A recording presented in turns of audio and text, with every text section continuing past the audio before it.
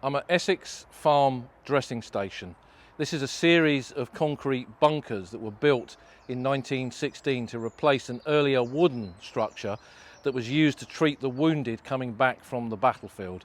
Men were brought in here on stretchers, placed in front of the bunkers and then treated within them, with the medical personnel using the bunkers as well.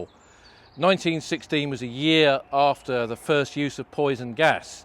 So the front entrances of these bunkers are angled so that you can have a gas blanket that's rolled up at the top here that can be dropped straight down this little channel here and then gas proofs the entire bunker to protect the wounded soldiers who are inside.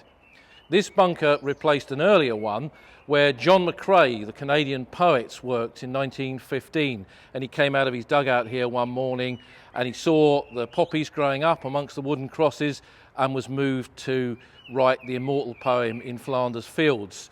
And this little plaque that dates, I think, from the 1980s, the Project John McCrae, commemorates the fact that this was the site of his medical bunker during the tail end of the Second Battle of Ypres in 1915. Walking into one part of the Essex Farm dressing station, we get a kind of an insight into the part of the dressing station that was used by the medical personnel. This is where they had their equipment. There was a fire at the end so they could keep warm and brew some tea, and their stretchers were laid up against the side of these angled walls here. Now in the 1920s and 30s, this became a place for pilgrims to the battlefields to visit. And although I don't think there's any wartime graffiti in here, there are some 1920s names scribbled in pencil on the wall.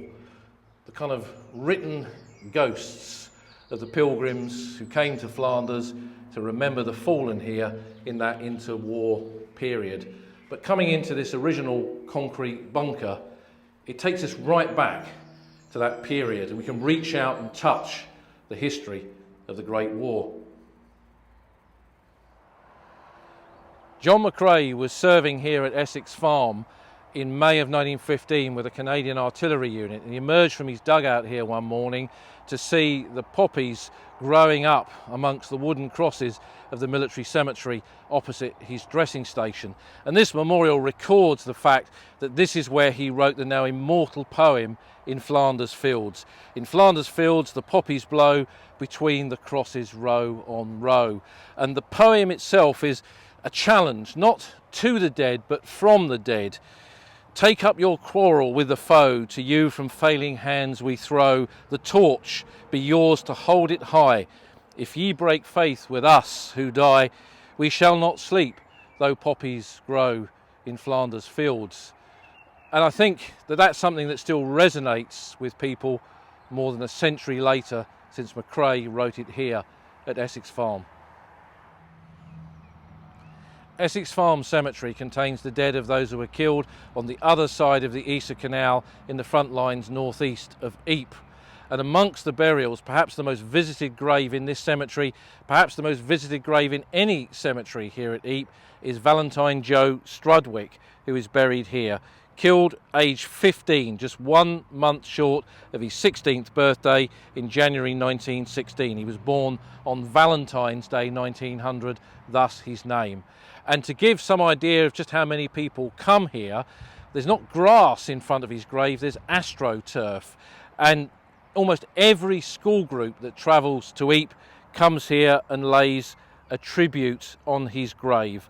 A teenage Tommy, a boy soldier of the Great War. Nevertheless, in the context of 1914-18, he would have considered himself a man. And although he's underage to serve, he was one of hundreds of thousands of these teenage Tommies who were in the trenches of World War I.